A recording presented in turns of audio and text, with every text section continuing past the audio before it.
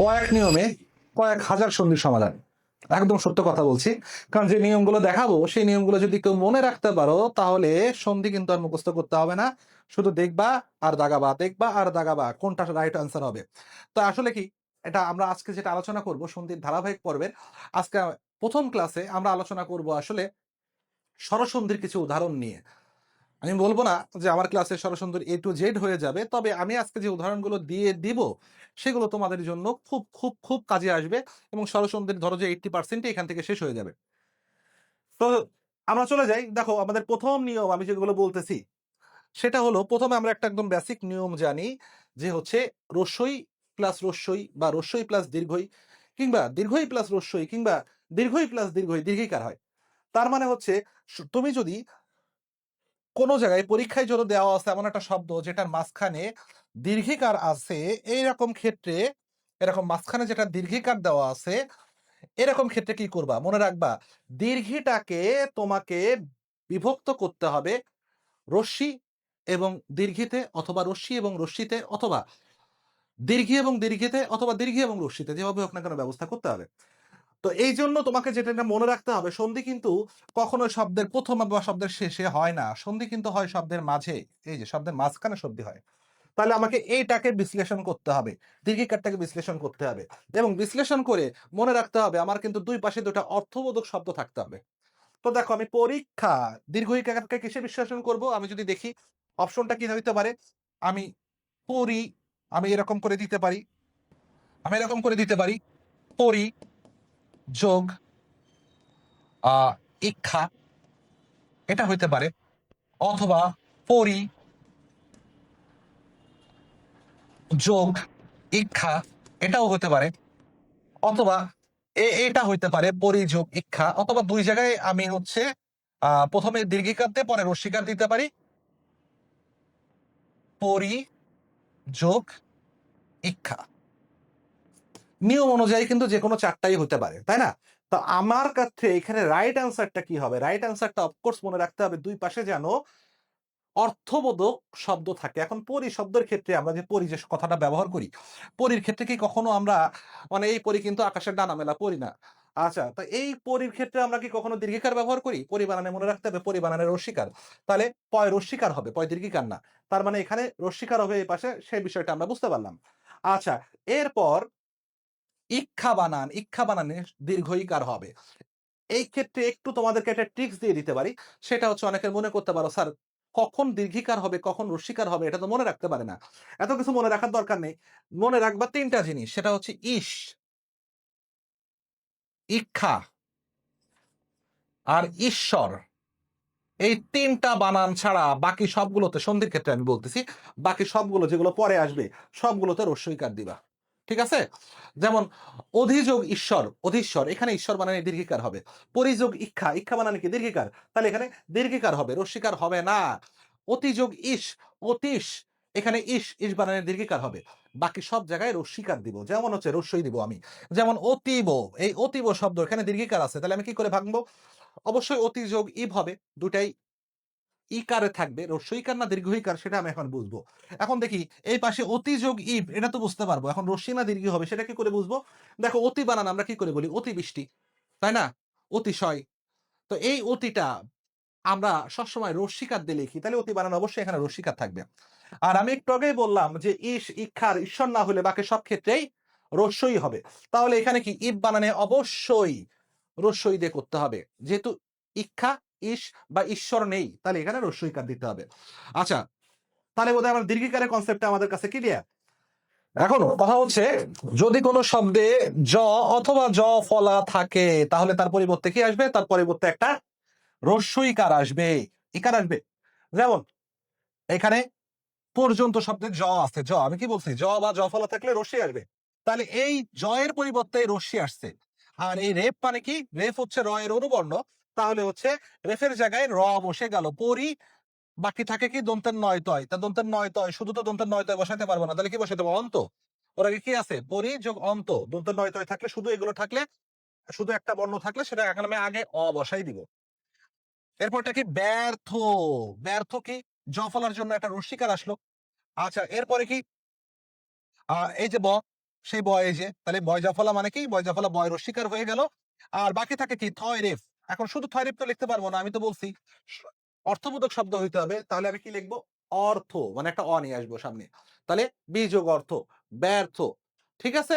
এরকম জফলাদের যত শব্দ থাকবে আমাদেরকে কি করতে হবে, জফলার জায়গায় একটা রস্বীকার দিয়ে দিতে হবে। দেন বাকি অংশটা বসাই দিতে হবে। আচ্ছা, এরপর জফলার পরে বফলা।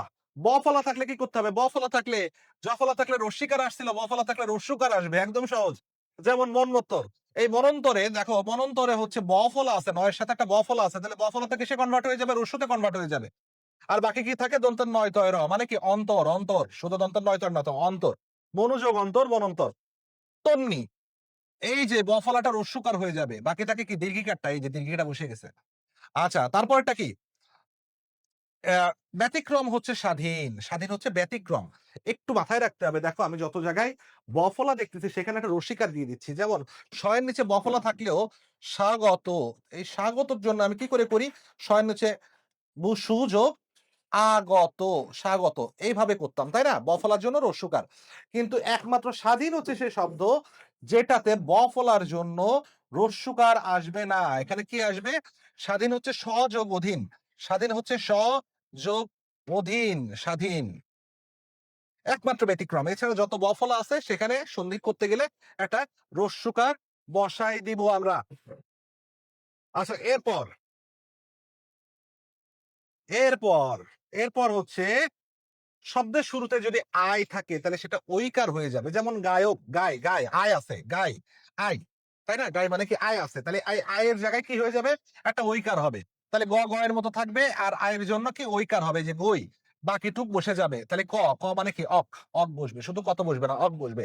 যেমন আমি বলি নায়ক, কি আছে,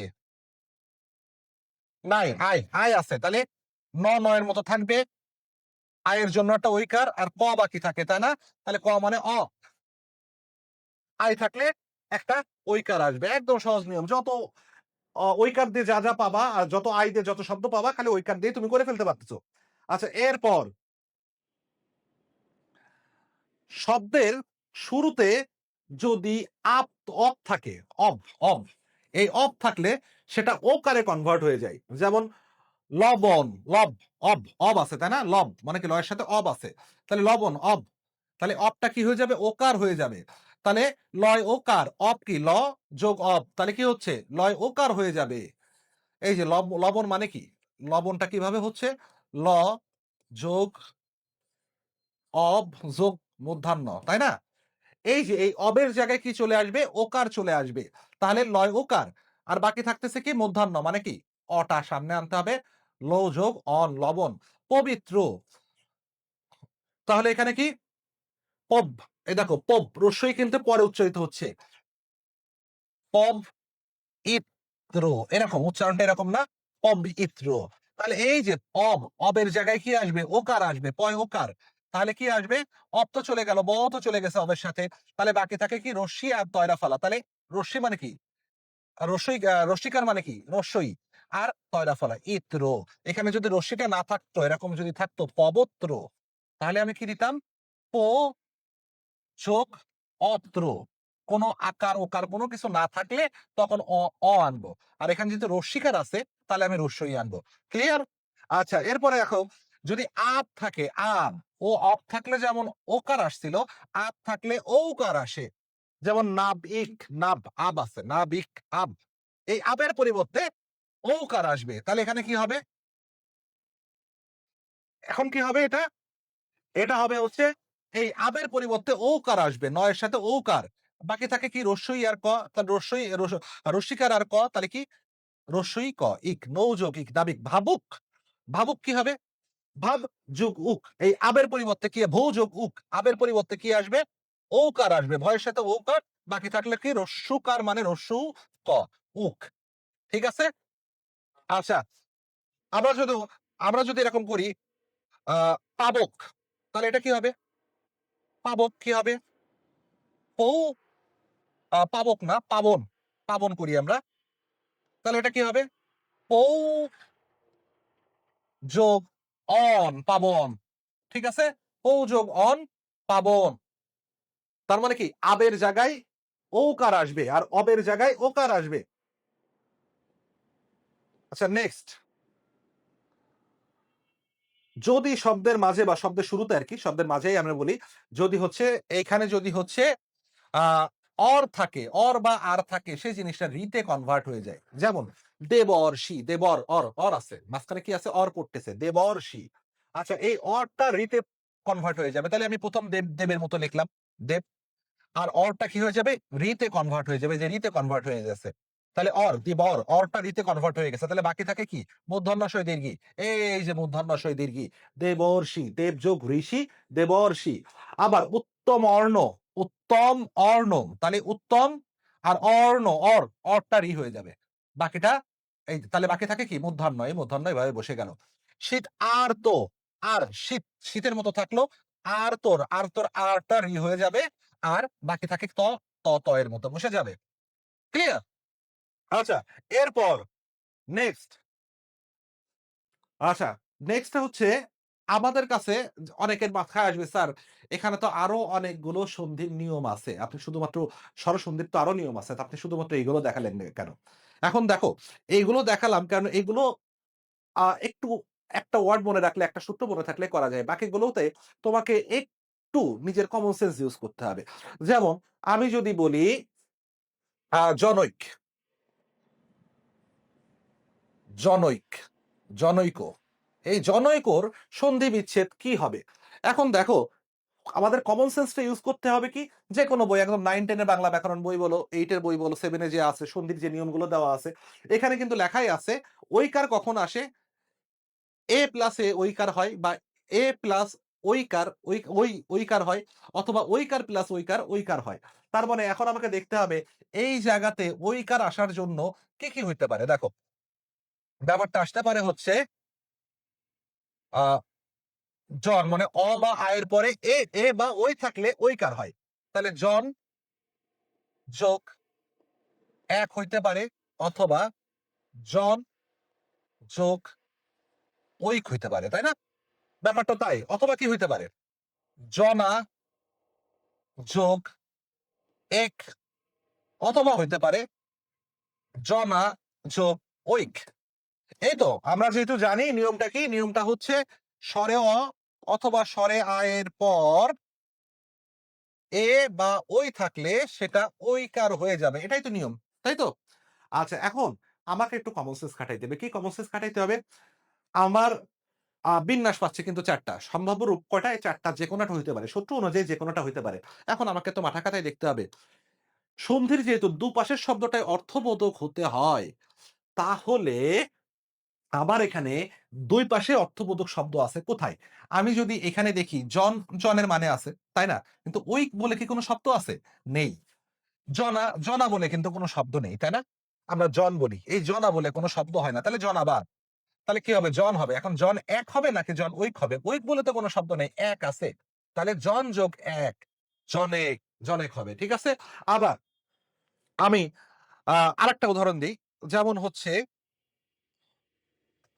আমি যদি বলি মহেন্দ্র, মহেন্দ্র। এখন দেখো সন্ধি হয় কি মাঝখানে, এই জায়গাটাই সন্ধি হইছে। এখন এ কার কখন আসে? তাই না? এ কার আসে হচ্ছে স্বরে অ অথবা স্বরে আ এর পর যদি রস্যই অথবা দীর্ঘই থাকে, তখন একার আসে। তাহলে মহেন্দ্রর ক্ষেত্রে ব্যাপারটা কি হইতে পারে? আমার সম্ভাব্য আহ আহ, বিন্যাসগুলো কি কি হইতে পারে? মহ যোগ ইন্দ্র, অথবা মহ যোগ ইন্দ্র দীর্ঘই দিয়ে, অথবা হইতে পারে মহা যোগ ইন্দ্র, অথবা মহা যোগ ইন্দ্র। আচ্ছা এখন আমি তো একটু আগেই বলে দিয়েছি, তাই না? একটু আগেই কিন্তু বললাম যে হচ্ছে আমাকে যখন সন্ধি যখন করব, দুই পাশেই আমাকে অর্থবোধক শব্দ রাখতে হবে। এখন মহ বলে কি কোনো কথা আছে? আমরা কি মহানবী বলি নাকি মহানবী বলি? তাহলে কথাটা হচ্ছে মহা, মহানন্দ, তাই না? মহানন্দ, মহানন্দ, তাই না? তাহলে মহা কথাটা রাইট হবে, মহা, মহ হবে না, তাহলে এই দুটো আগেই বাদ। এখন তাহলে বাকি থাকে মহর সাথে, মহার সাথে কি আসবে? এই রস্যই ইন্দ্র আসবে নাকি দীর্ঘইকার ইন্দ্র আসবে? দীর্ঘই ইন্দ্র আসবে। আমি দেখো একদম ক্লাসের শুরুতেই বলছিলাম যে হচ্ছে কেবলমাত্র ইক্ষা, ঈশ আর ঈশ্বর এই ৩ ক্ষেত্রে দীর্ঘই ব্যবহার করা হবে। বাকি সব ক্ষেত্রে রস্যই ব্যবহার করা হবে। তাহলে এখানে আমাকে কি করতে হবে? এখানে যেহেতু ইন্দ্র, ইক আ ঈশ, ইক্ষা বা ঈশ্বর নেই, তাহলে হচ্ছে অবশ্যই আমাকে রস্যইটা নিতে হবে। তাহলে সঠিক আনসার কি হবে? মহেন্দ্রের সন্ধি বিচ্ছেদটা হবে মহা যোগ ইন্দ্র। এটা হবে মহেন্দ্র সন্ধি বিচ্ছেদ। তো ব্যাপার হলো তুমি যদি আসলে সন্ধি উল্টা নিয়মে পড়ো আর কি, বিদ্যা যোগ আলয়, বিদ্যালয় এভাবে যদি পড়ো, তাহলে তোমার কিন্তু মনে থাকবে না। তোমাকে ১ম এ সূত্রগুলো মাথায় রাখতে হবে, যে সূত্রগুলো দেওয়া আছে তুমি উল্টাভাবে মাথায় রাখতে হবে। মানে হচ্ছে আ স্বরে আ, স্বরে অ বা স্বরে আ এর পরে রস্যই বা দীর্ঘই থাকলে একার হয়। এটা মাথায় না রাখে তোমাকে একটু মাথায় রাখতে হবে, একারকে ভাঙলে এই যে এই ৪ রকমের বিন্যাস পাইতে পারি আমি। অ অবলিক আ প্লাস রস্যই অবলিক দীর্ঘই। এখন পরে তুমি যখন প্রশ্নের অপশনগুলো দেখবা তখন একটু মাথার মধ্যে চিন্তা করো যে এখন তাহলে আমার কোনটা রাইট হতে পারে। ২ পাশে যেহেতু অর্থবোধক শব্দ বসবে, তুমি দেখবে ৪ টার মধ্যে আসলে কোনটা অর্থবোধক হয়। তুমি কিন্তু খুব সহজে পিক করতে পারবা। যে কারণে আসলে আমি বাদবাকি নিয়মগুলো নিয়ে আলোচনা করলাম না। কারণ এগুলো কমন সেন্স থেকে তোমাকে আনসার করতে হবে। আশা করি তোমাদের জন্য ক্লাসটা উপকারী হবে। নেক্সট ক্লাসে আমরা ইনশাআল্লাহ ব্যঞ্জন সন্ধি এবং বিসর্গ সন্ধি নিয়ে আলোচনা করব। সে পর্যন্ত ভালো থাকো, সুস্থ থাকো। আল্লাহ হাফেজ।